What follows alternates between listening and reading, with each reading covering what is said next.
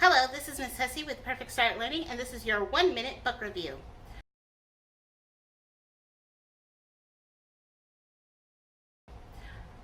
Today, we are doing a book review on A to Z Animals. This is a book that was sent to me in my curriculum kit from Mother Goose Time.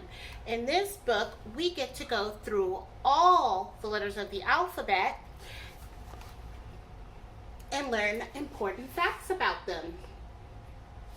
After they give you a fact, they actually ask you a question about the animal. One of the big activities, added on activities that I gave for the children was to learn the animals in sign language.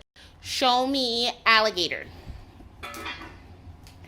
And what sound does the A make? All right, show me, what's that? Bird. Bird.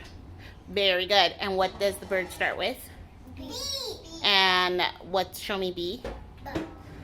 The B says? Very good. Now show me the letter C. It's very important that they also at least know some way to communicate with someone that may not be able to hear or speak. So this is another language that we're going to be able to give to them.